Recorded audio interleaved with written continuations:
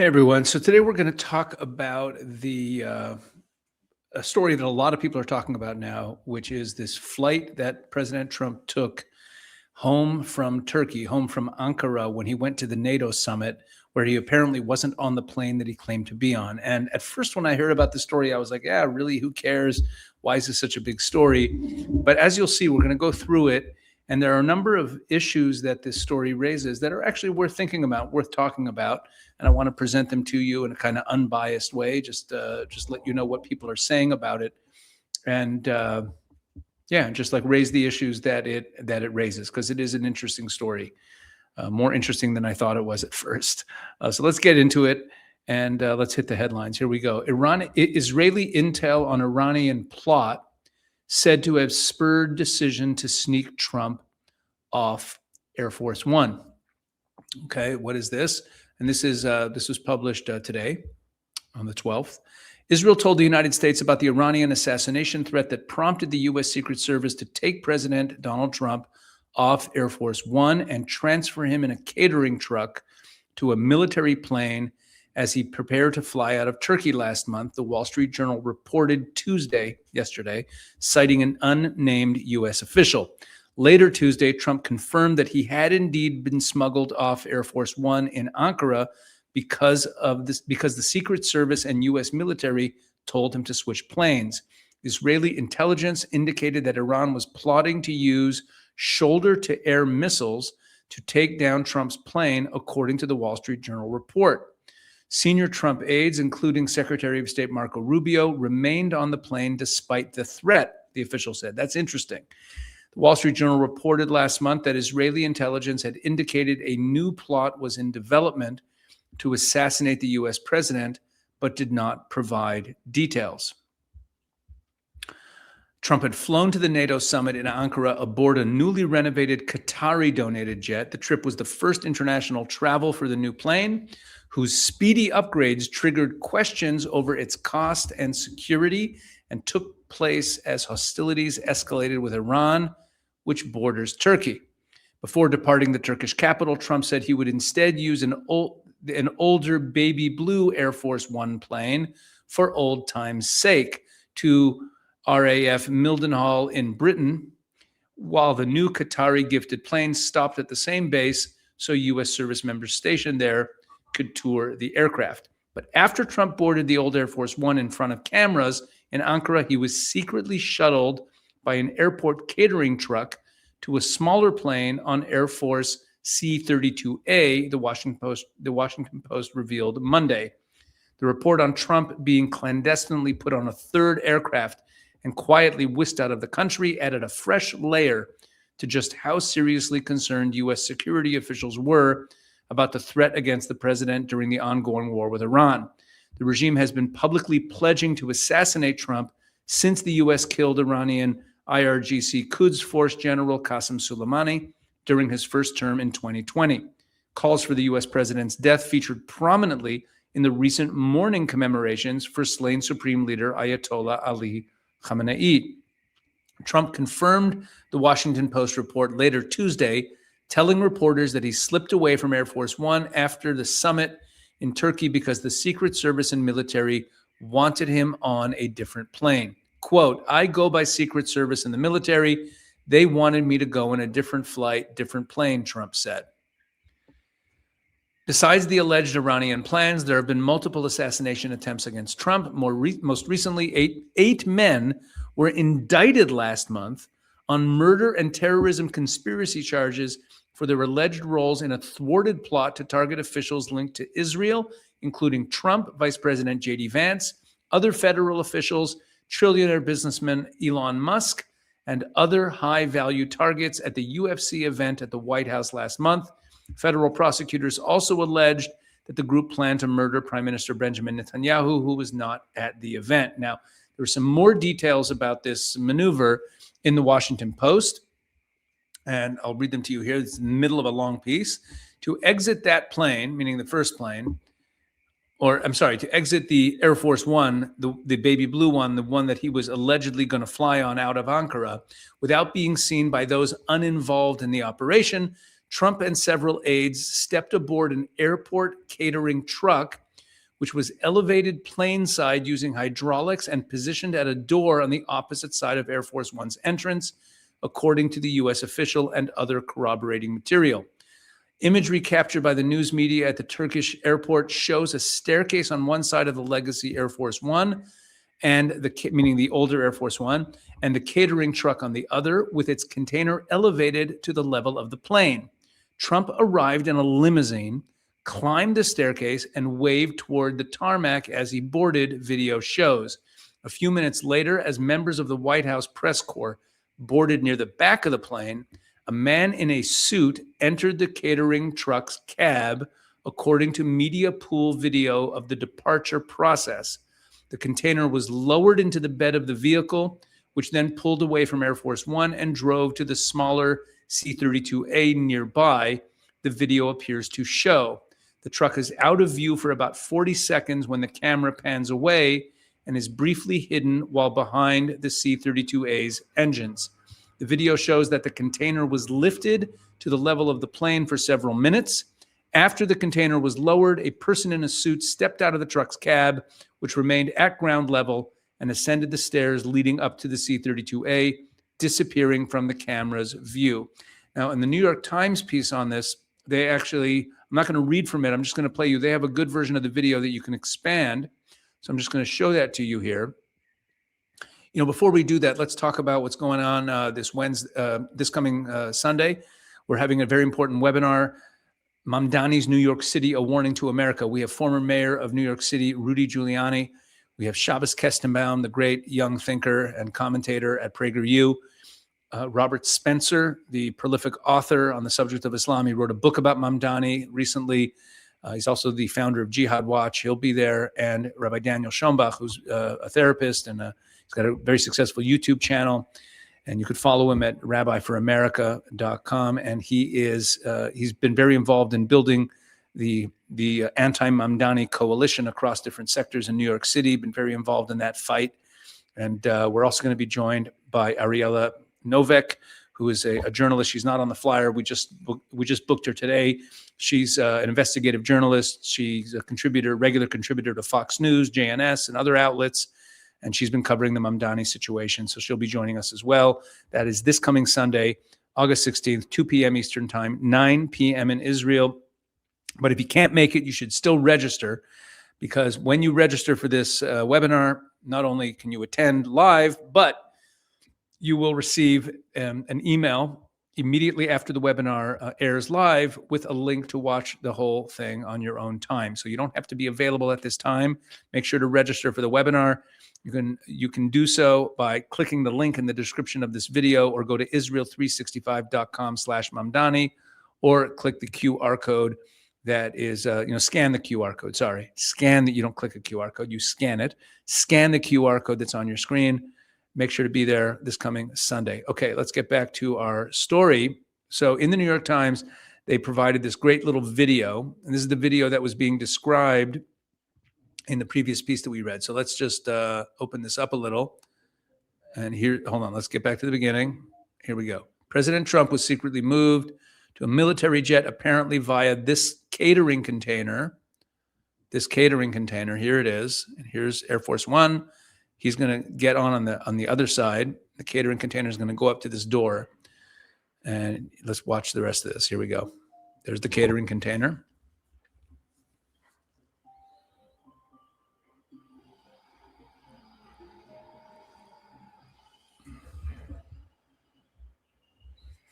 Okay, so here's the other side of the plane. Trump gets on. He waves. Then he goes in. And what he does is he actually walks across. Meanwhile,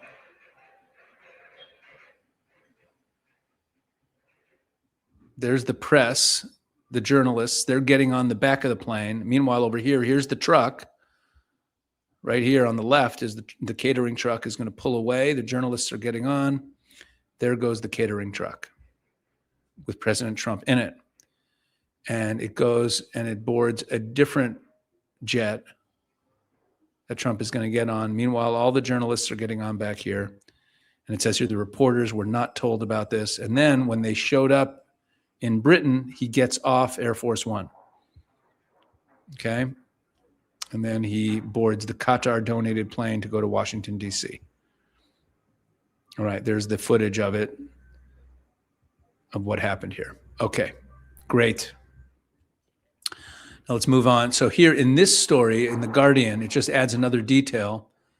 And now we get into, well, what we're going to get into here, from here to the end of the video, is the reaction of the left, the reaction of the media. There's some scrutiny, as it says here in this piece in The Guardian. There's some criticism of the Trump administration for this move, and we'll see why. And then at the end of the video, I'll show you what Iranian state media is saying about this, just for some comic relief at the end of the video. Trump's Air Force One deception faces scrutiny over decoy passengers. Check this out. Democrats called on Tuesday for a congressional briefing over a stunning charade in which Donald Trump was secretly spirited to a different plane than the one the public and press believed he was traveling on. Critics now question why reporters and the public had been deliberately misled. Quote, it appears that the idea that we can reduce the danger to President Trump by offering up 100 or so people to be killed by the Iranians in his place, said Stephen Cash, executive director of the Steady State and a former CIA intelligence officer and senior advisor to the Department of Homeland Security's intelligence branch. Well, let me just tell you, Steady State is a left-wing advocacy group, a Democrat advocacy group. On their website, very prominently, is all their endorsements, and they endorse all of the most progressive members of Congress. Not all, most progressive, but a lot of progressive members of Congress. They're an anti-Trump outfit, basically. Anyway, so he's saying that they offered up these journalists as cannon fodder, basically, sacrificing them to be killed by the Iranians in his place. Now, remember, Marco Rubio is also on this flight. This is about separating the president from this danger. It's not about offering up other people. Now, that doesn't mean that there isn't an issue here. We're going to get into it. There is a real issue, but he's overstating it. Richard Blumenthal, a Democratic senator from Connecticut, this guy hates Trump, called the operation unprecedented and surreal and downright scary on CNN. There has to be a congressional briefing because it involves not just the safety of the president. I want to know what precautions were taken to make sure that all of the passengers on that Air Force One, which was judged too dangerous for the president to fly on, what precautions were taken to keep the staff and reporters on that plane safe. Ned Price, former deputy to the U.S. ambassador to the UN, said he did not begrudge any White House taking extraordinary measures to protect the president, but the current administration had perpetuated an outright lie for weeks and turned reporters into unwitting conspirators. This is actually a bigger issue than you think. You might be rolling your eyes like I did when I read this. I was like, come on, they just got to save the president. Who cares if they got the right information? But we'll see in a moment, it's actually a little more serious than that. Anyway, let's keep reading. Price, an ex-special assistant to President Obama on the National Security Council, said, or he added, quote, there was a way to do this where they didn't need to lie. They could have enlisted the traveling press pool, who would have very willingly, I am certain, not reported on certain security arrangements. Once all was said and done and the president was safely in the UK or back at Andrews Air Force Base, they could have said, this is what we did and this is why we did it, Price added. But they feel no compunction to the truth. They feel no loyalty to the truth. Instead, it's just an effort over the past month to lie and to mislead.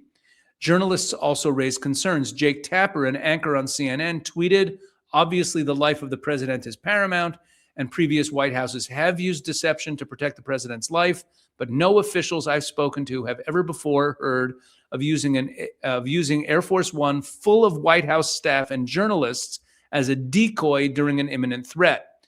And Jose Zamora, Committee to Protect Journalists Regional Director for the Americas, said that the administration had a responsibility to ensure reporters weren't exposed to unnecessary danger.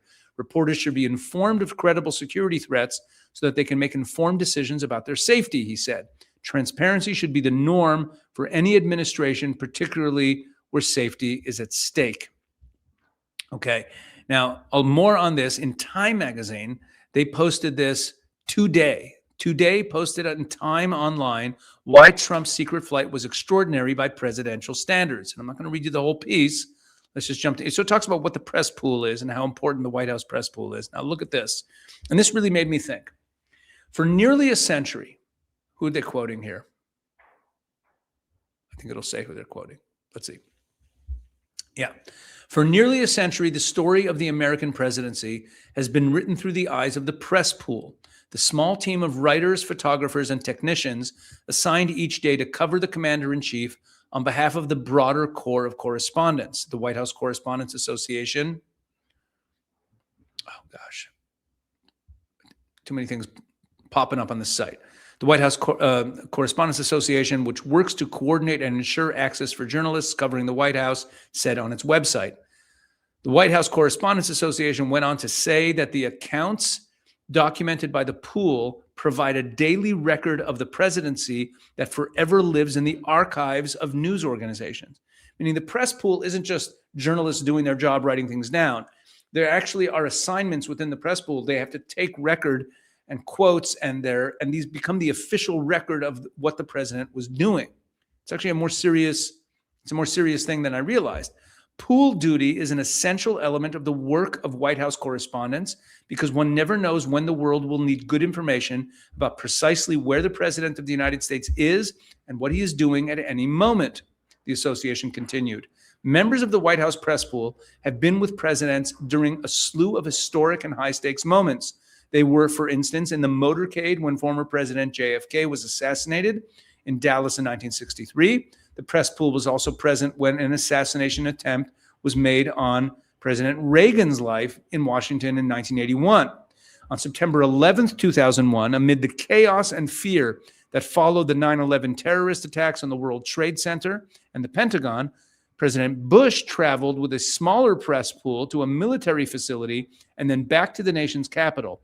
Journalists have also followed presidents, including Trump, into dangerous war zones. While it is rare for the sitting president to travel without the press pool, it has happened on occasion in the past. In 2010, former President Barack Obama left the White House without the press pool and went to one of his daughter's soccer games, a decision that generated controversy. The Associated Press wrote at the time that Obama had quietly breached years of protocol by doing so. Soon after Trump first won the presidency in 2016, but before he was sworn into the White House, he went out to dinner without notifying the reporters who were covering him. The move prompted press organizations to release an open letter to Trump in which they emphasized the importance of the press pool. Quote, and here's that letter. Here's from that letter. As the new leader of the free world, we expect that you will preserve long-standing traditions that ensure coverage of the Trump presidency, the organization said in 2016. In that letter, the idea of a press pool that covers all of the president's movements is one that dates back to the Franklin Delano Roosevelt administration. Every president of both parties has treated this important tradition with respect. The role of the press pool is critically important to our country, whose citizens depend on and deserve to know what the president is doing. They're making a real point here, and I'm inclined to like poo-poo the media for left wing and just defend Trump, but they're actually making a very important point. You don't want to set a precedent where there are gaps where the president is not, where the press pool does not have a real historical record, doesn't actually know. And the Trump administration had no intention of telling anyone about this. This ended up getting leaked, and then they admitted it. And I think they're actually raising a real issue here. Maybe you're surprised at my reaction to this. Maybe you disagree. You can tell me in a comment, but let's keep reading. Neither of those instances were the results of threats made against Obama or Trump. The operation last month, in contrast, stemmed from a threat against the president's life. So there's a big distinction. Meaning Obama and the first and that original, where Trump went out to dinner. So you can say, fine, that was, they shouldn't have done that. But maybe this is different. This is the other side of the argument. Maybe there was a real threat against his life. The operation last month stemmed from a threat against the president's life that administration officials deemed credible enough to warrant the secrecy, the Post reported. Air Force One has been used as a decoy for a president's protection in the past. Interesting. Former President Bill Clinton, for instance, traveled to Pakistan in a white aircraft that followed Air Force One in 2000. But he got off the unmarked plane in Islamabad in view of cameras and journalists revealing the covert operation, meaning they did it, but then they immediately told the press about it. They immediately revealed it. And before takeoff, Clinton administration officials told at least one member of the White House pool about the operation, meaning they made sure that the record would be corrected. Okay, that the record would be real, would be true. That's part of what the White House press pool is for, is this documentation, this accurate historical documentation of the president's movements. Ronald L. Rode Jr., a former acting director of the Secret Service, told the Post that if the president's location is kept secret, it's for a reason. So now we're hearing like from a Secret Service perspective. Quote, "We need to keep the secret in Secret Service," Rode told the news outlet. "The public should know what the president is doing on a daily basis, but when it comes to the methods by which the Secret Service keeps the president safe, that should remain." Let me read that again. "But when it comes to the methods by which the Secret Service keeps the president safe, that should remain out of public view."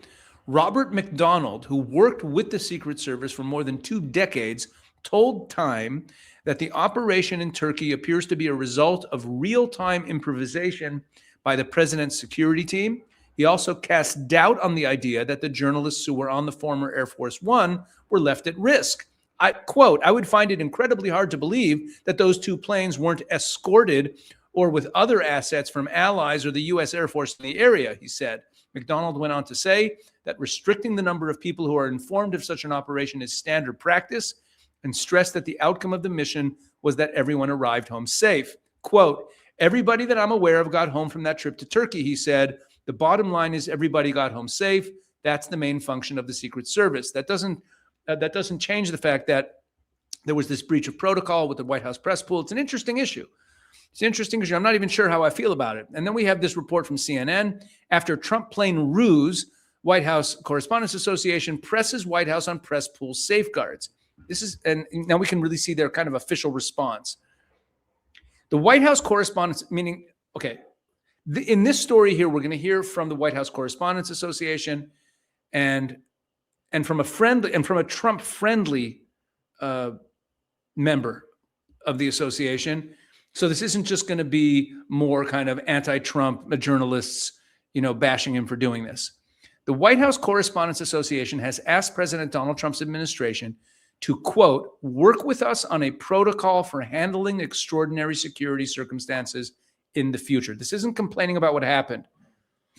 Now that his secret plane switch last month has been revealed by leaks to news organizations. Fox News anchor and senior White House correspondent Jackie Henrich, who is currently serving as president of the group, she's president of the White House Correspondents Association, she met with Trump aides about the matter on yesterday, and relayed the press corps' concerns about the subterfuge.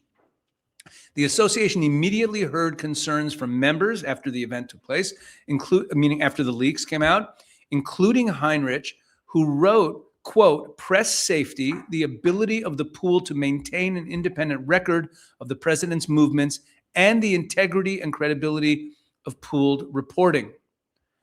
In a memo to members on Tuesday evening, Heinrich wrote that she had a candid and productive meeting to convey those concerns.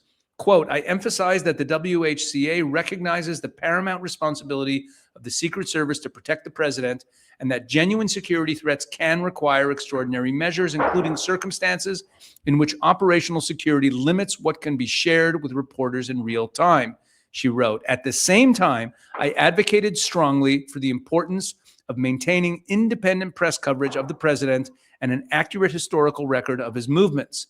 Heinrich wrote that she stressed to the Trump administration that undermining confidence in the reliability of pool reports carries risks beyond any single incident. In an already conspiratorial information environment, uncertainty about whether independent reporting can be trusted can be exploited by bad actors seeking to sow confusion and undermine confidence in journalism.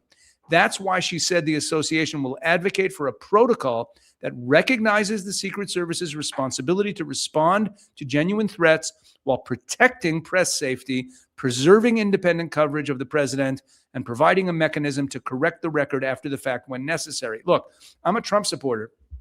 and a lot of you probably are too.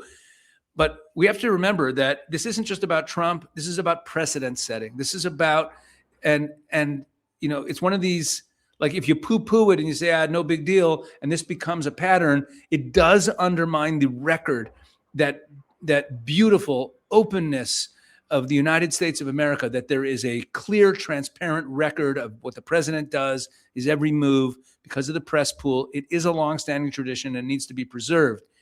And I'm inclined to agree here that they could have done what was done in the past. They could have told one member of the pool. They could have revealed it to them afterwards, like Clinton did. They didn't need to withhold this information intentionally and have it come out in leaks and then admit it. Meanwhile, Iranian state media, their only comment on this is to jump on this idea of Trump, risking the lives of journalists. I'm not going to read the whole piece, just a couple sentences from it. U.S. journalists, this is their only headline about this whole operation. U.S. journalists protest being used as bait in Trump's Iran security operation. This is from today. New details about a secret switch involving Donald Trump's aircraft and travel arrangements on his return from Turkey to Britain have sparked protests among U.S. journalists who say they may have been used as bait without their knowledge to divert a potential threat against the American president. Aaron Blake, a senior CNN reporter, said journalists felt they had been turned without their knowledge into bait in the line of fire. And you see, and then they put up this, look at this sign. Who is the next one? Lindsey Graham, hashtag Lindsey Graham. After Lindsey Graham died, the Iranians started putting these signs up. Who is the next one? But DT, Donald Trump, with the Donald Trump hair. Who is the next one? And hashtag Lindsey Graham, kind of winking and saying that they're responsible for Lindsey Graham's death, and warning that Trump could be next. They're obviously capitalizing on the death of Lindsey Graham to make more of these threats. So they threw that into this article. As part of these measures, the deployment of the U.S. Army air defense systems at Trump's golf club. Now, this is talking about security measures around Trump intensified, not about this event, but security concerns surrounding Trump have extended beyond his travel arrangements following everything going on. As part of these measures, the deployment of U.S. Army air defense systems at Trump's golf club in Bedminster, New Jersey, attracted particular attention. Images released from the site showed a mobile Avenger air defense system and an AN/MPQ-64 Sentinel radar near the area where Trump plays golf, underscoring the heightened level of security surrounding the president. Okay, so yeah, this is actually a more interesting issue than I thought it was. Like I said, I think there is a real issue here to think about. I'm very interested to hear your comments on this. I know I have a number of viewers who know a fair bit about American history and about presidential history, and I'd love to hear from you. I'd love to hear some comments. And see what you think about this issue, about, did the Trump administration handle this in the best way possible? What do you think? Thanks for watching. God bless.